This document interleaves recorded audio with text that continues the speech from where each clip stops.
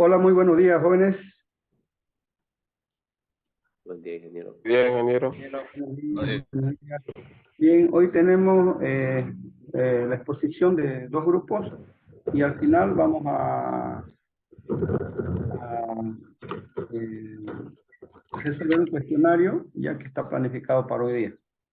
Bueno, entonces el grupo que corresponde en la exposición es el grupo, ahorita les digo,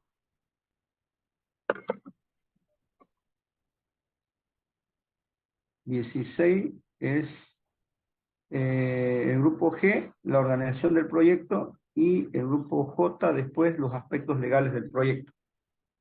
Eh, Les voy a permitir ahora compartir. Voy a dejar de compartir. Adelante, el grupo G. Ya pueden compartir.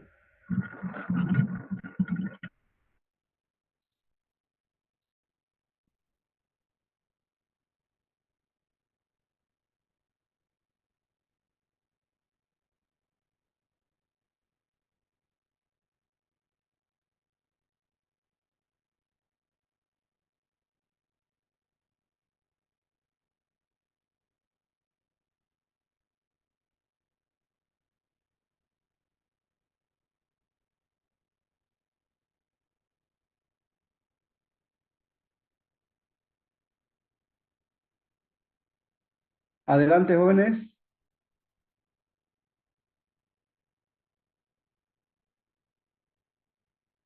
Ok, ingeniero. Buen día. Adelante. Lo escuchamos. Nuestro grupo se encargará del tema de organización del proyecto. Los integrantes del grupo son Yanel Recording Rashid, in progress. Rodrigo Joaquín Serrano y César Alexis Padilla Moyo. Yo le voy a hablar ahora sobre el estudio organizacional. ¿En qué consiste? En pocas palabras, el estudio organizacional es aquel que determina la estructura organizacional administrativa más óptima para nuestro proyecto.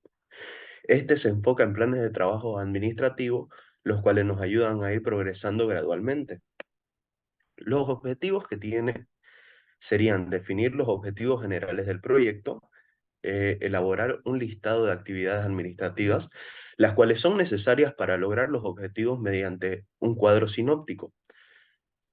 También está que puede definir cuál de las actividades se subcontratan y cuáles no. Sobre estas últimas, se deben agrupar tareas y actividades relacionadas en subsistemas. O sea, tenemos que ir dividiendo nuestro proyecto en subtemas que tenemos que llevar a cabo de manera separada para que al final sean un solo conjunto. También sería identificar las funciones específicas que debe cumplir cada subsistema mediante un mapa conceptual, el cual es una herramienta que nos puede ayudar mucho en cuestiones de organización. Identificar las necesidades que tiene cada subsistema, puesto que a pesar de que sean para un proyecto en general, cada subsistema tiene su importancia aparte. Expresar los subsistemas en unidades administrativas o grupos de trabajo para luego asignar funciones y definir cargos para cada uno de ellos mediante una planificación estratégica. Esto se refiere a que podemos ir planificando y dividiendo el proyecto en varias partes que al final se puedan conformar en un solo conjunto, así aplicando una estrategia que se llama divide y vencerás. Entre los elementos del estudio organizacional, tenemos los siguientes elementos. Sería la planeación estratégica, que es la que debe identificar hacia dónde va la empresa, su crecimiento según tendencias del mercado, economía y sociedad. Debe tener una misión que identifique propósitos organizacionales con la exigencia social y que sirva de fundamentos para tomar decisiones. Luego tenemos el organigrama. El organigrama tiene como objetivo señalar las relaciones entre cada integrante del proyecto de manera jerárquica. Este puede ser modificado por los participantes del proyecto de acuerdo a los cambios observados en las necesidades del mismo, la capacidad del personal que es posible controlar y los recursos con los que se cuenta. En la planificación de los recursos humanos, Una vez realizado el organigrama, se deben definir los puestos, lo que le da claridad a la administración del proyecto. Son las personas quienes ejecutarán el trabajo para lograr lo que la empresa tenga marcado como objetivos empresariales y comportamientos individuales de cada integrante. Hablando ahora sobre el marco legal y fiscal, atiende a la personalidad jurídica de la empresa, según lo cual articulará su legislación y fiscalidad. En el aspecto laboral, atiende al contrato de trabajo y al reglamento del régimen interior. Y ahora en el aspecto ecológico, considerar el compromiso ecológico que las empresas deben adquirir en su actividad. El efecto de las variables organizacionales nos hacen que la estructura se adopte mejor para su implementación y para su operación. Esta generando un enfoque en las características del trabajo, también en las habilidades requeridas para asumir los deberes y responsabilidades que le corresponden a cada uno, y el efecto sobre las inversiones que se manifiestan por la necesidad de disponer tanto una infraestructura física, dígase una oficina, un edificio, cualquier necesidad de estructura física, y también hace énfasis en el equipamiento para la operación.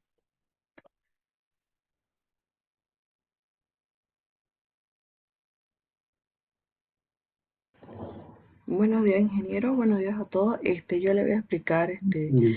un poco sobre la organización funcional. La organización por funciones reúne en un departamento a todos los que se dedican a una actividad o varias relacionadas, que se denominan funciones. Es el tipo de estructura organizacional que aplica al principio funcional o principio de la especialización de las funciones para cada tarea. Es probable que la organización funcional sea la forma más lógica y básica de división por departamento.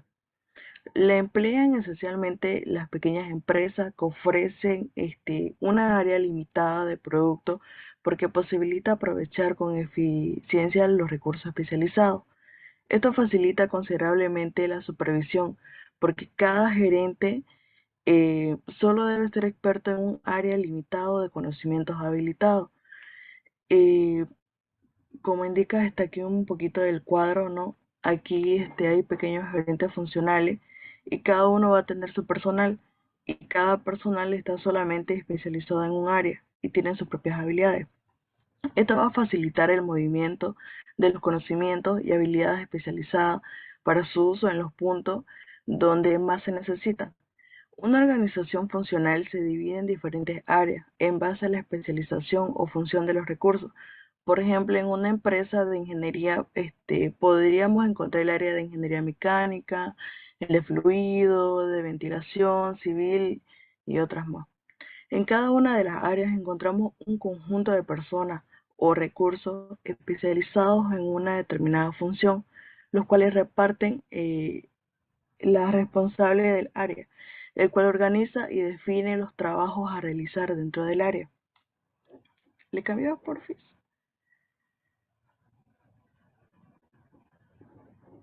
Ok. Los factores organizacionales, los más relevantes que deben considerarse en la preparación del proyecto se agrupan en los 4 áreas que podemos ver. La primera sería la participación de las unidades externas al proyecto.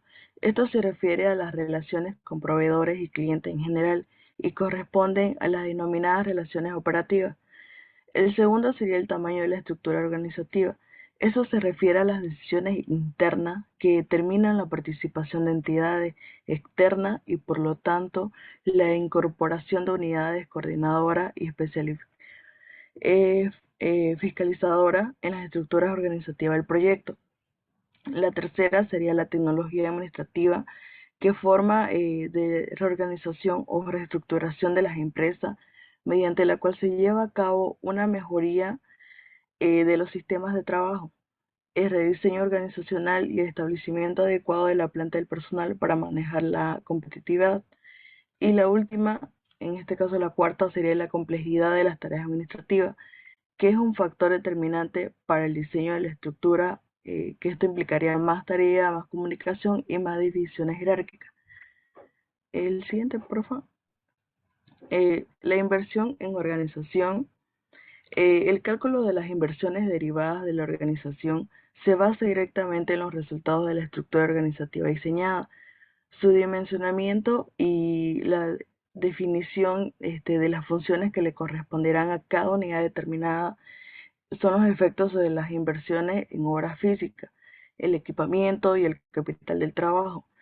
No será responsabilidad del estudio organizacional la cuantificación de estas inversiones.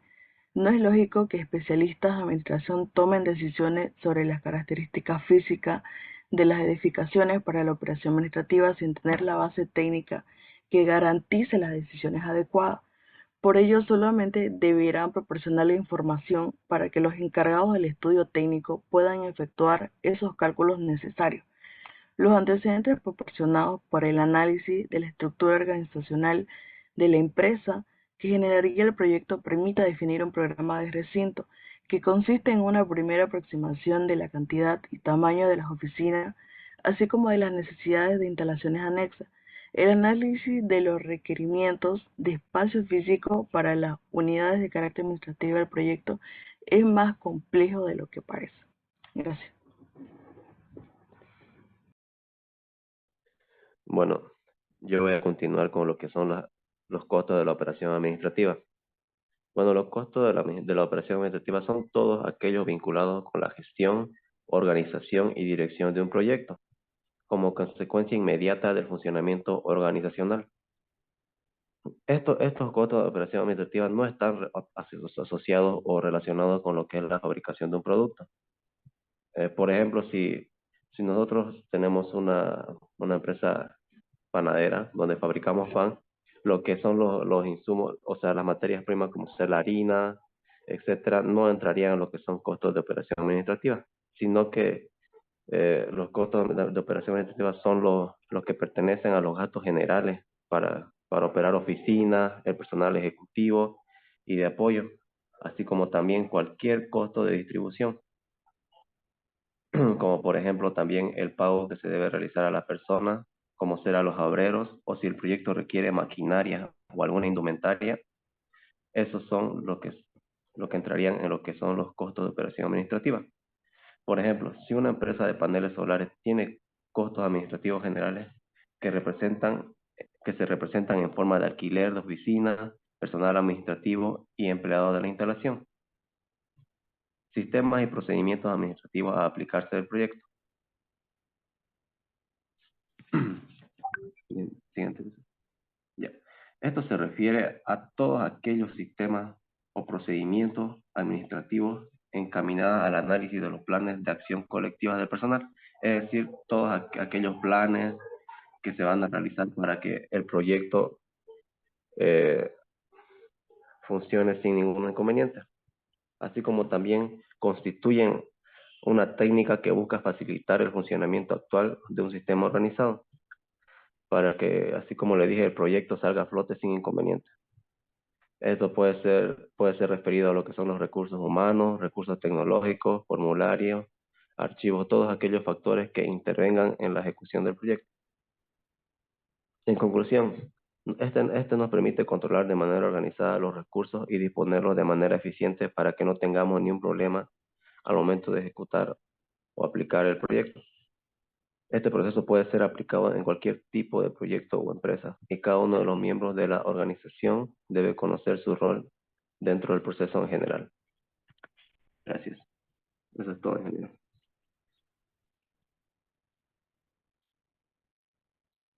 ¿Concluyeron con eso?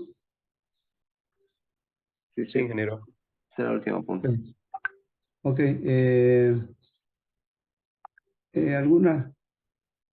Permítame, voy a hacer una consulta. Ustedes hablaban de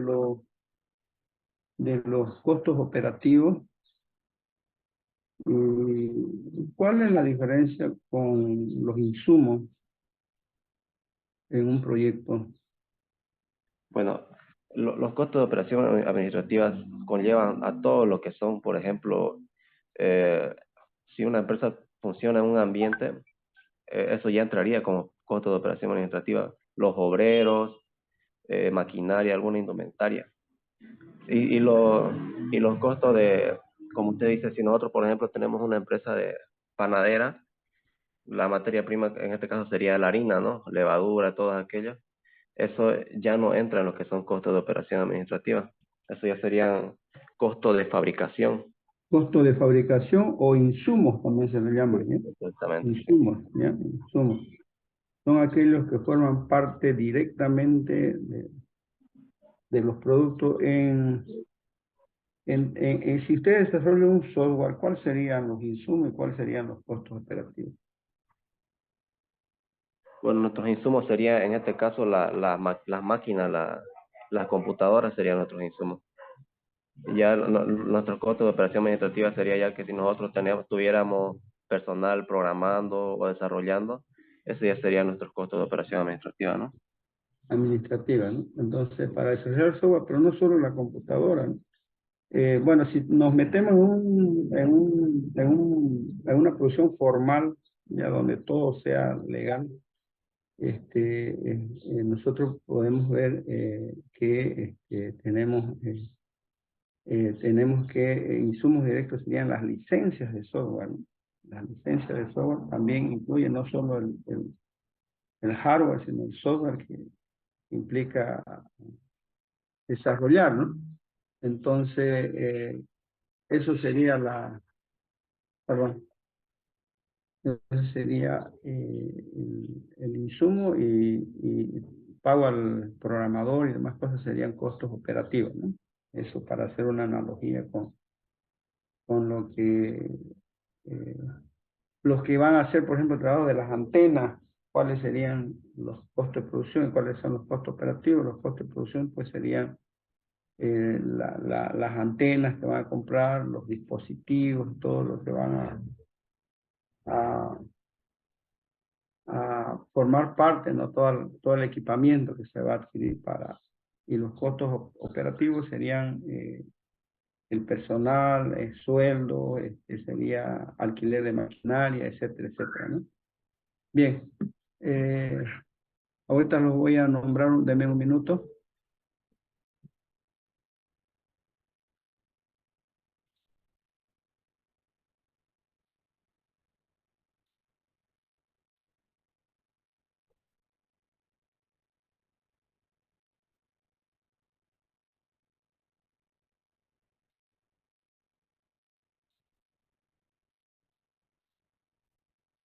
Ahorita vamos a ver quiénes forman parte de este grupo.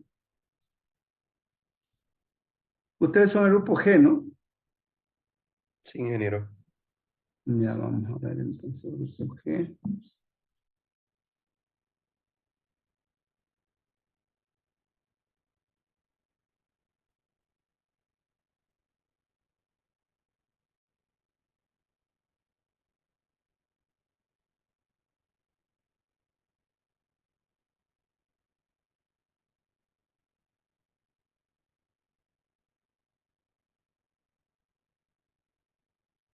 Ustedes no han enviado los documentos, no han enviado ni la diapositiva ni el documento. Tienen que enviar para que yo les pueda calificar. Uno de ustedes tienen que enviar ya. Ok, enseguida. Están sin entregar, así que pues, para que les pongan la nota tienen que mandar la diapositiva y el documento de investigación en Word. Por eso no me aparecían acá.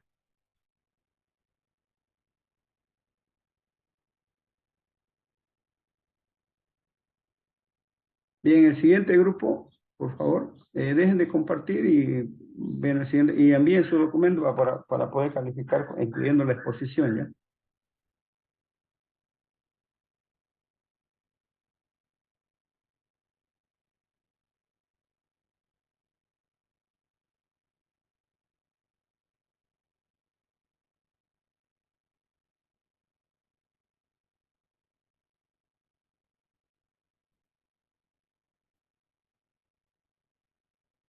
Bueno, el siguiente grupo, los aspectos legales de un proyecto. Adelante.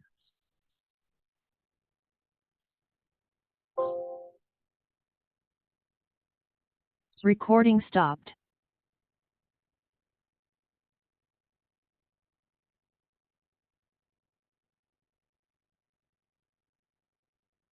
Tu micrófono.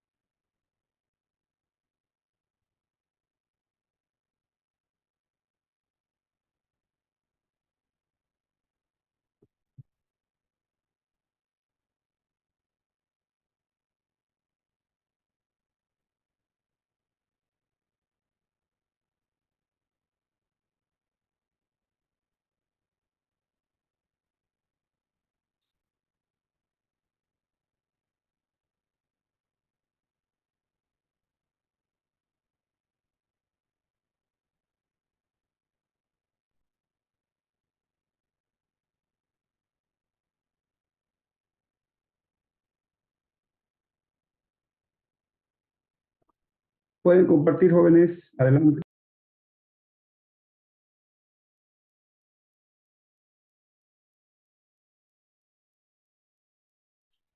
Buen día, ingeniero.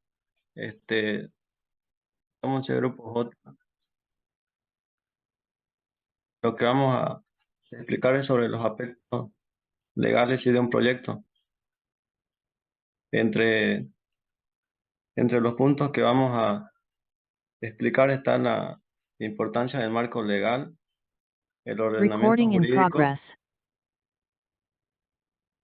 ¿Ya se escucha, ingeniero? Sí, jóvenes, adelante. Solo que estoy grabando la clase. Ya, somos el grupo J y lo que vamos a explicar es sobre los aspectos legales de un proyecto. Entre los puntos que vamos a explicar está la importancia así del marco legal, el ordenamiento jurídico de la organización legal de las empresas y también sí las consideraciones legales a tomar en cuenta eh, en un proyecto. La importancia del marco legal. El marco legal es un punto muy importante a la hora así de desarrollar un proyecto, ya que lo que está es constituido por los aspectos esenciales sí, de lo de un proyecto, como las leyes, los códigos y la ordenanza, entre otros puntos. Un ejemplo sería el proyecto de importación sí, de los medicamentos para una farmacia. Aquí mayormente, digo, si es que alguien quiere tener así como una farmacia y todo eso, tiene que acatar la ley que es la 1737, que lo que tiene que ver es también con el Ministerio de lo de Salud, que, que lo que nos habla es sobre el cuidado y garantizar también sí que los medicamentos no sean de dudosa procedencia para, para el consumidor. También sería en el tema así de lo de las importaciones, como por ejemplo la ley 1990, que es la ley general de la aduana, que, que mayormente sí lo que tiene que ver es con qué entra y qué sale sí de lo del país.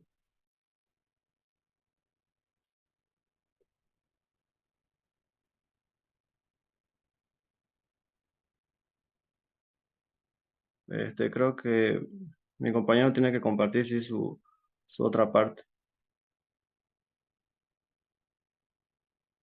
Adelante. Puedes dejar de compartir ya, listo. Mm,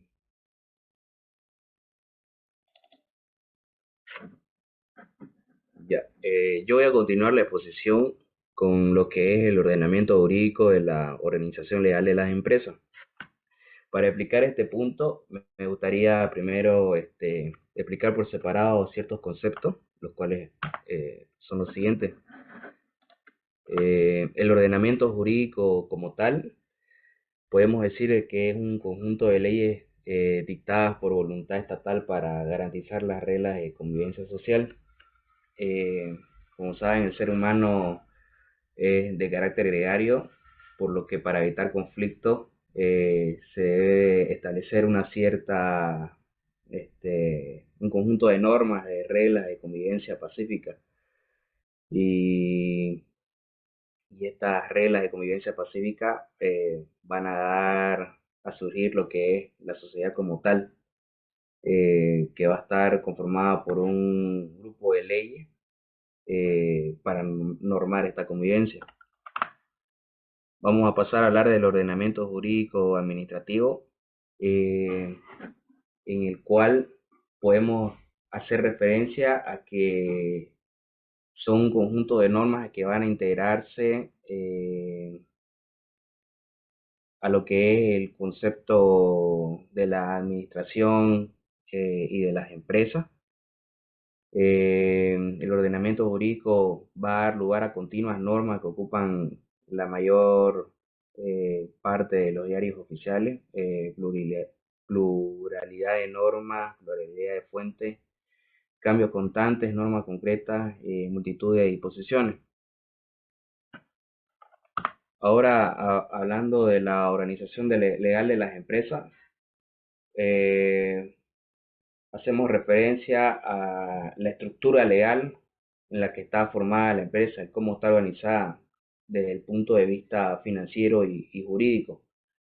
La estructura legal de una empresa va a ser crucial para su éxito. La habilidad de tomar decisiones, competir en el mercado, obtener el capital cuando sea necesario. Todo eso se va a relacionar directamente de cómo esté conformado la estructura legal de la empresa. De acuerdo a la legislación boliviana, una empresa se puede constituir con aportes privados para dar lugar a lo que son las empresas.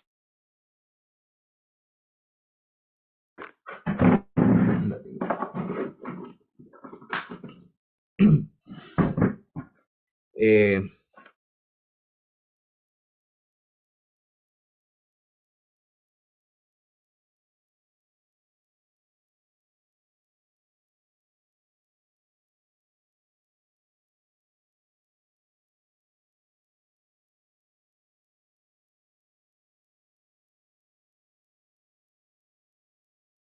Disculpe, ingeniero, creo que se le cortó su señal, se lo botó del Zoom.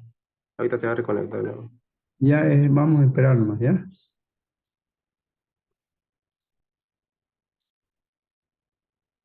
Recording stopped. Vamos a esperar, no hay problema.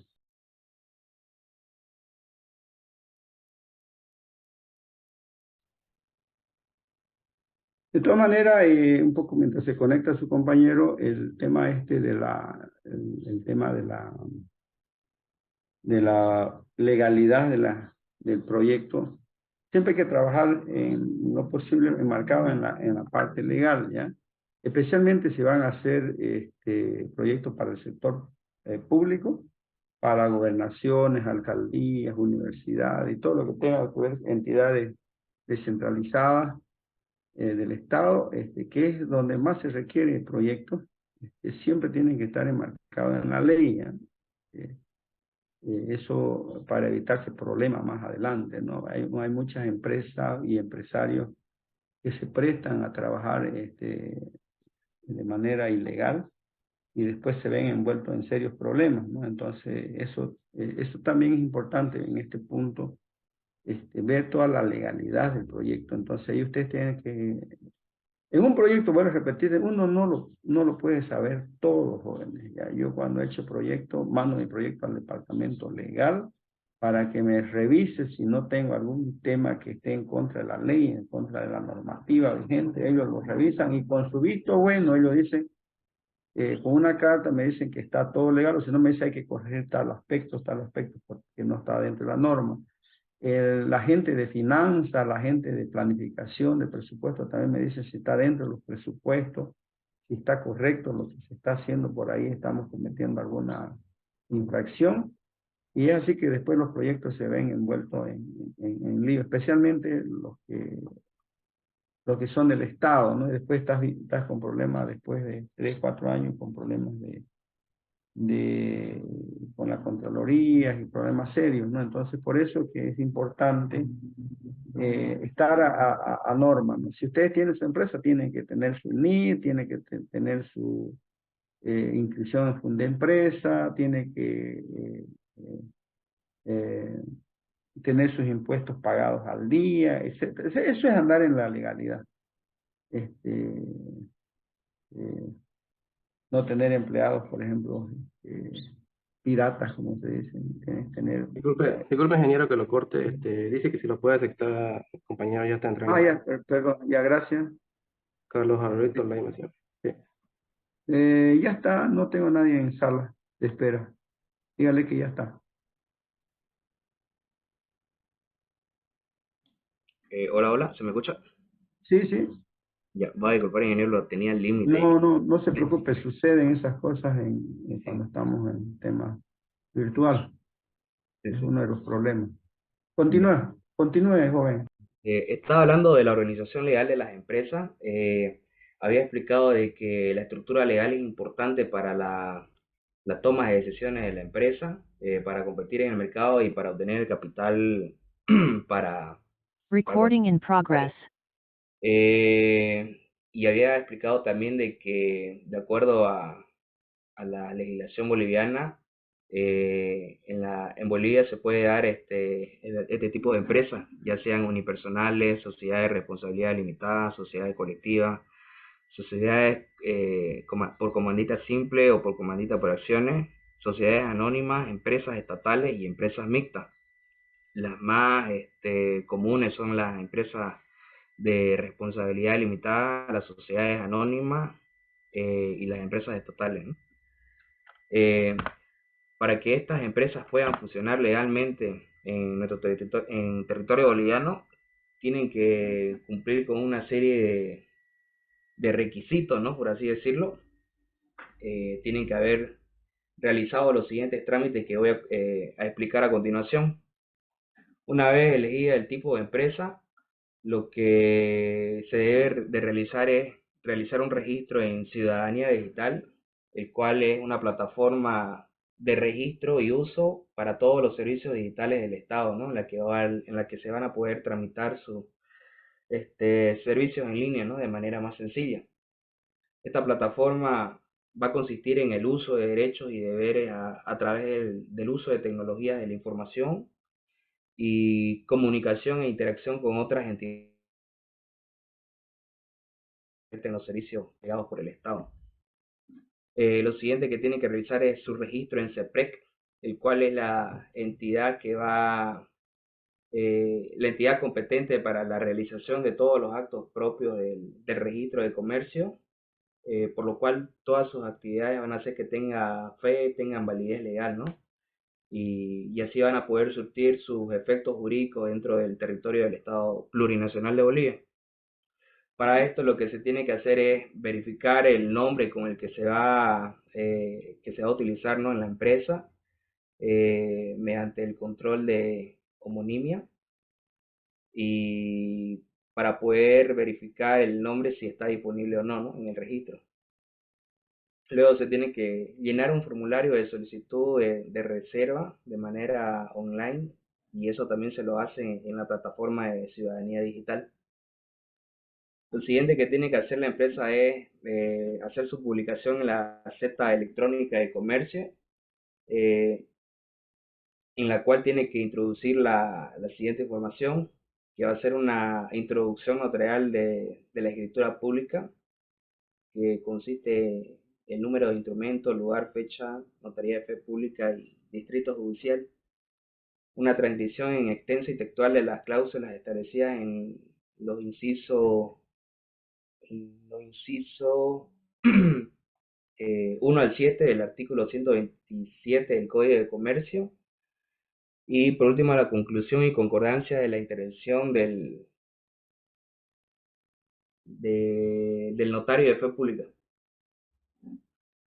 Lo siguiente va a ser la realización del registro en el Servicio de Impuestos Nacionales para obtener su NIT, ¿no? Luego tiene que adquirir la licencia de funcionamiento en el gobierno autónomo municipal que va a corresponder la empresa. Tiene que también hacer su registro de seguro social para que los afiliados de la empresa, ¿no? Tengan un seguro social. Tienen que también realizar su registro ante la Administración de Fondos y Pensiones. Y por último, tiene que considerar los aspectos legales, ¿no? Para que los trabajadores de la empresa tienen que tramitar su registro obligatorio de los empleadores, ¿no?, ante el Ministerio de Trabajo. Voy a hablar ahora a continuación de ciertas normas que van ligadas a la estructura legal de la empresa. También voy a explicar sobre los procesos de contrataciones o licitaciones, ¿no?, para los proyectos de inversión pública. Vamos a continuar primero con el Decreto Supremo 181, que nos habla de las normas básicas del sistema de administración de bienes y servicios. Esta ley es un conjunto de normas, este Decreto Supremo es un conjunto de normas de carácter jurídico, técnico y administrativo que va a regular la contratación de bienes y servicios. También va a controlar el manejo y la disposición de los bienes de las entidades públicas. Esta ley va a estar, o mejor dicho, este decreto supremo va a estar compuesto por los subsistemas de contratación de bienes y servicios, el subsistema de manejo de bienes y el de disposición de bienes. El objetivo de esta norma es establecer principios, normas y condiciones que van a regular los procesos de administración de bienes y servicios, y también va a establecer los elementos esenciales de organización, funcionamiento y de control interno relativos a la administración de bienes y servicios. La aplicación de la norma se da a todas las entidades públicas. Vamos a continuar con el Decreto Supremo 27328, que habla de los procesos de contratación de bienes, obras y servicios generales de consultoría. Aquí en este Decreto Supremo es lo que vamos a estar hablando de las licitaciones. Y además vamos a hablar de que el Decreto Supremo, el objetivo es regular los procesos de contratación de bienes, obras, servicios generales, y que va a permitir la libre participación de un número indeterminado de proponentes, ¿no?, mediante convocatoria pública para realizar compras nacionales. Hablando un poquito de licitación, la licitación pública es el procedimiento de uso normal y obligatorio, salvo en que se reúnan ciertas condiciones, ¿no?, establecidas en la sección 2, capítulo 1 del presente Decreto Supremo, ¿no? La licitación pública es la contratación de bienes, obras y servicios, ¿no? La aplicación de la norma se va a realizar a empresas de producción nacional legalmente establecidas en Bolivia. Y también la convocatoria pública se va a realizar cuando el presupuesto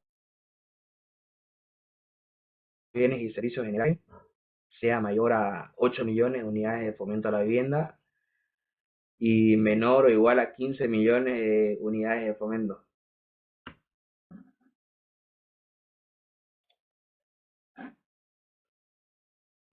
Estas dos leyes son las principales, ¿no?, que regulan la contratación de bienes y servicios, ¿no?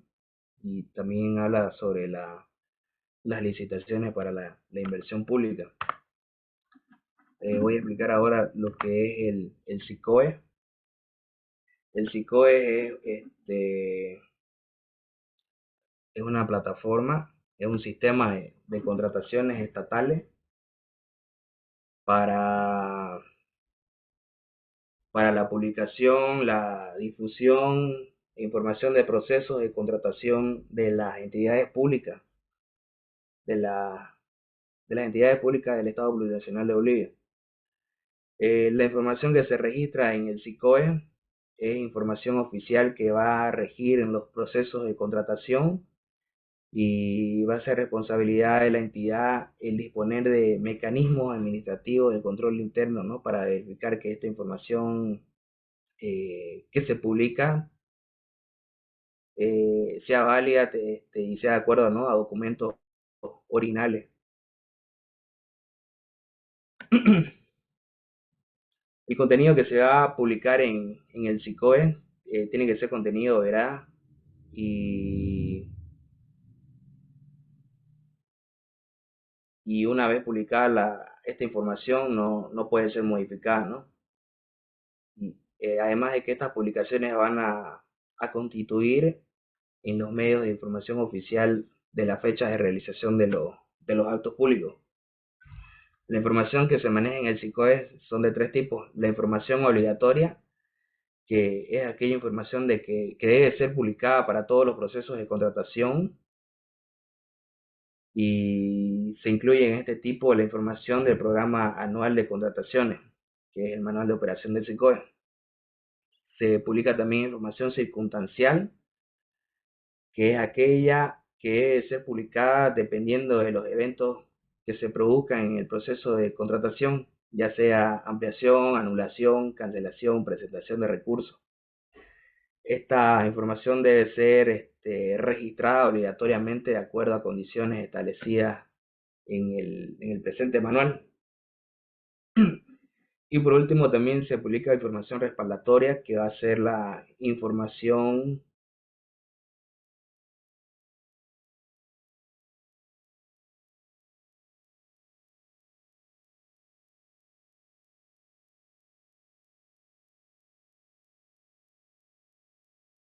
publicada como archivo de texto sin consignar las firmas de las autoridades que las emiten. A continuación, mi compañero va a explicar la importancia del marco legal de los proyectos. Muy bien, muchas gracias.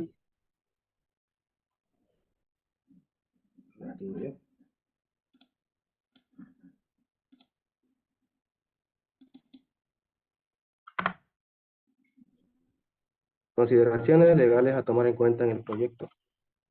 El siguiente.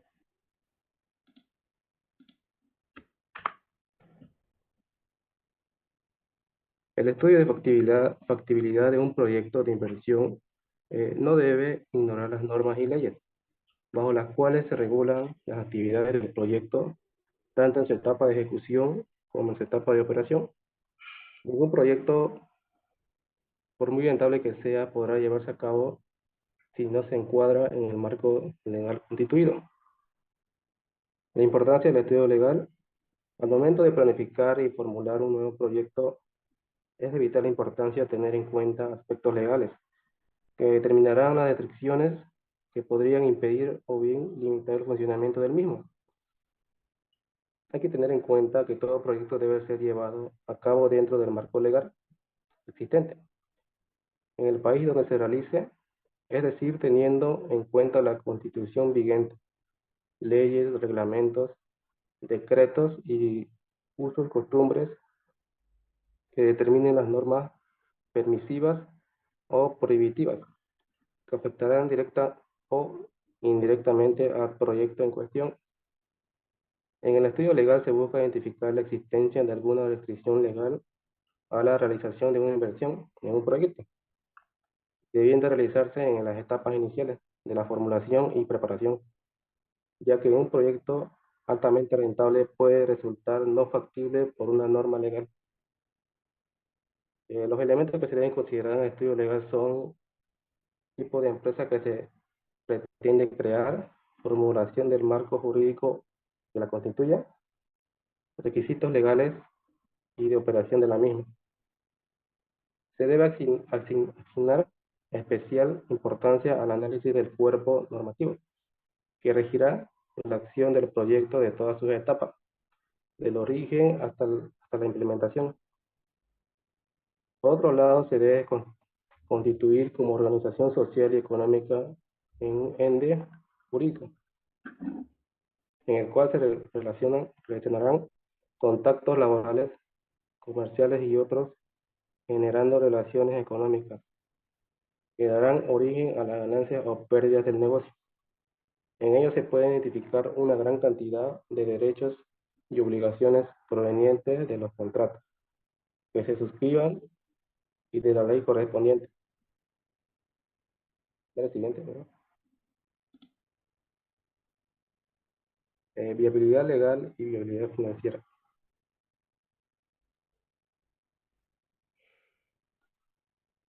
Viabilidad legal. A través del estudio de viabilidad legal, usualmente realizado por un especialista, se busca determinar la existencia de normas o regulaciones legales que impidan la ejecución u operación del proyecto. De esta forma, los asuntos legales son pertinentes para recoger informaciones económicas derivadas del marco normativo que impactan el flujo de cada caja del proyecto. Por consiguiente, su rendimiento financiero de viabilidad financiera. La viabilidad legal de un proyecto determina la existencia de alguna posible restricción de carácter legal en lo relativo a la relación efectiva en una inversión en un proyecto. El resultado determinará su desarrollo y las dificultades que pueden llegar a afrontar en este sentido. Las actividades empresariales nunca podrá llevarse a cabo si no se ajusta dentro que los abogados llamamos marco legal de referencia. Da igual si es muy rentable o muy revolucionario. El siguiente, por favor.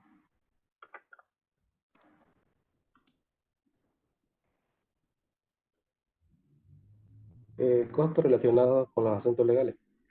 Aunque los costos relacionados con los asuntos legales son particulares para cada proyecto, los más recurrentes tienen que ver los gastos de constitución y la carga impositiva a la cual estará sometida la futura empresa. El siguiente. Son los gastos de constitución. Uno de los aspectos que deben tenerse en cuenta al momento de evaluar la parte legal son los gastos de constitución de la empresa. Para la determinación de los gastos, se deberá tener en cuenta las distintas alternativas de organizaciones legales de la empresa. Entre las formas legales más representativas de la organización empresarial en países de economía privada o mixta, como el nuestro, se puede distinguir la propiedad particular, la propiedad de personas de responsabilidad limitada, la sociedad anónima y la organización corporativa comunitaria. El siguiente, por favor. Los gastos relacionados con la Constitución. Los gastos de constitución pueden ser obligatorios o voluntarios dentro de cada uno.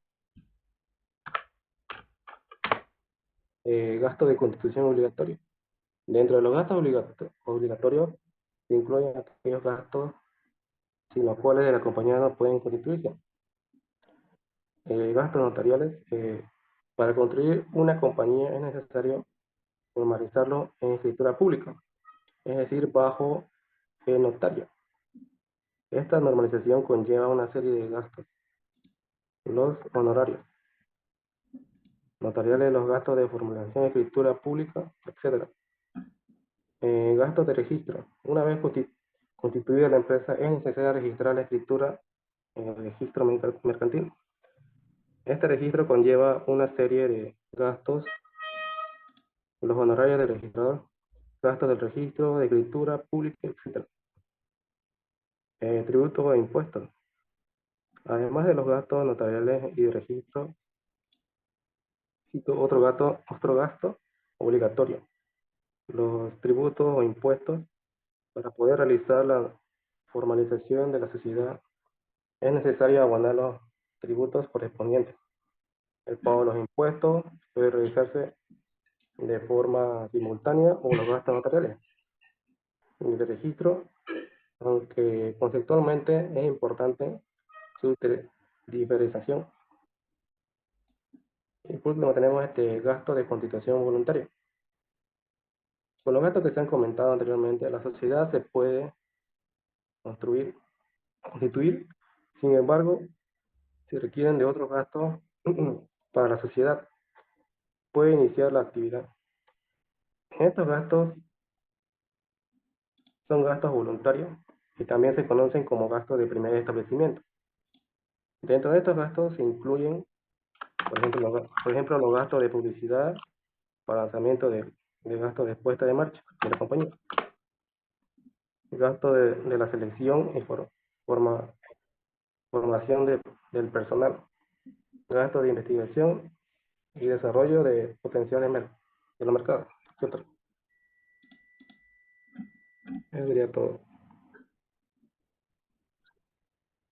¿Y alguien más que tiene alguna lámina? ¿O ahí se termina todo, de todo el grupo? Sí, eso no lo sería ingeniero. Ya, perfecto. ¿Enviaron su documento? Sí, ingeniero. Lo envío. Ya, ok.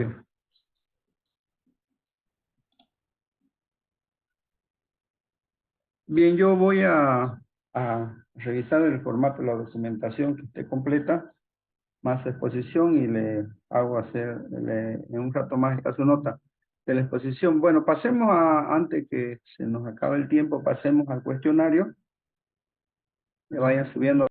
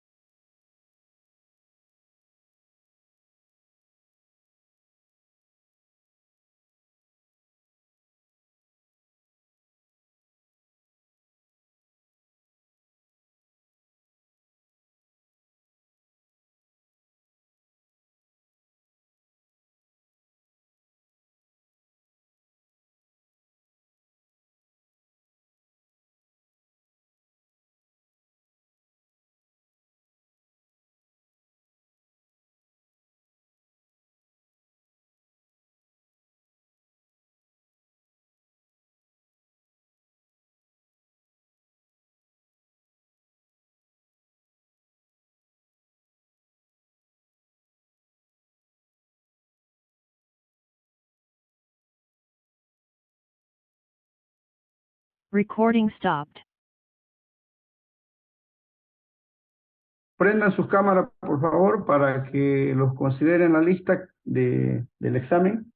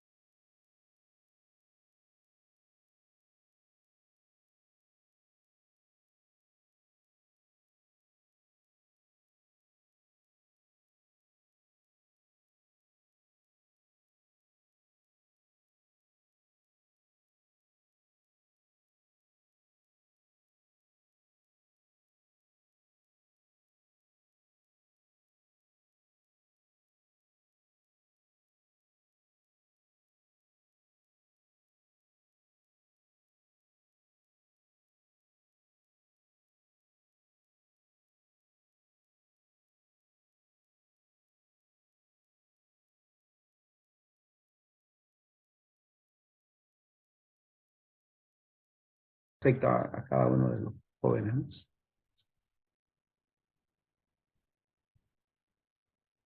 Entonces no se puede hacer nada.